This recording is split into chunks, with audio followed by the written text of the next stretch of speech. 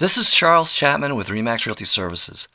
I'm here on a new home site with Dave and Steve Welty. They've built great homes in Bethesda since 1982. Really great guys with a huge fan base of happy homeowners. I've met dozens of them. Today they're going to show us what makes their new home so dry inside and out. I'm in the backyard with Dave Welty. And we're looking at, here, a dry well.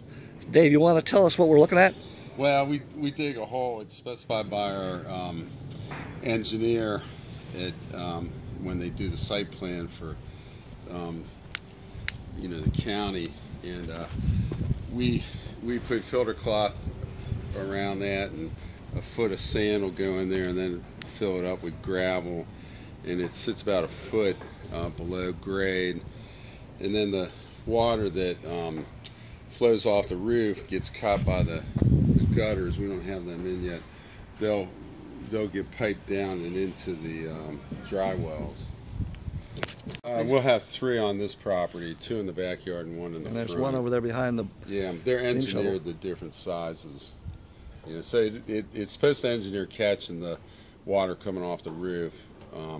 If it comes down too fast, too heavy a rain, there's overflows on it, so that if the pits fill up with water too full, they'll overflow out. But they're engineered to catch all the rainwater from the normal rain into these dry wells. So what the benefit for the homeowner is, they're never going to have wet spots on their lawn. Right. That's from... You don't have the water coming off, and it doesn't go off into the neighbors' yards either. Yeah, it gets all trapped in these dry wells. And this is a requirement of the county, this right? Is county, Montgomery County, yeah. It's necessary. So you need to do it, and it's a better way of handling the water. Yeah, and you don't get all that runoff then from the roof down into the street, I guess, and into the bay. It's going to be filtered water. It goes through the dry wells. And what happens? You see these plugs. Once these are in, there's going to be a plug here. What's that for? It's a pop-up right over the dry well, and so if the dry well fills up with water, that pops up, and the overflow flows on out into the yard. Okay. Yeah.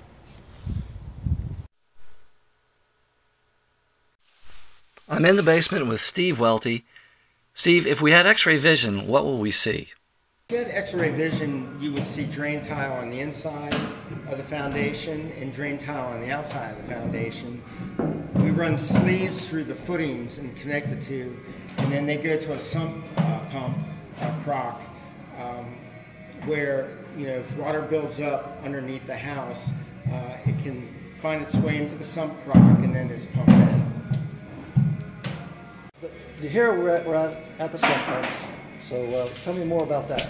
Yeah, the sump pump crock to the right is for the water that builds up underneath the house and it finds its way into it. Over here to the left is the sewer ejector pump. The sewer out in the street is too high to run the sewer to gravity underneath the footings, so you have to put an ejector pump on. Okay. And this is ready to go for radon remediation too, right? Right. That's the radon pipe. It's not connected yet. But that pipe, 3-inch pipe there is.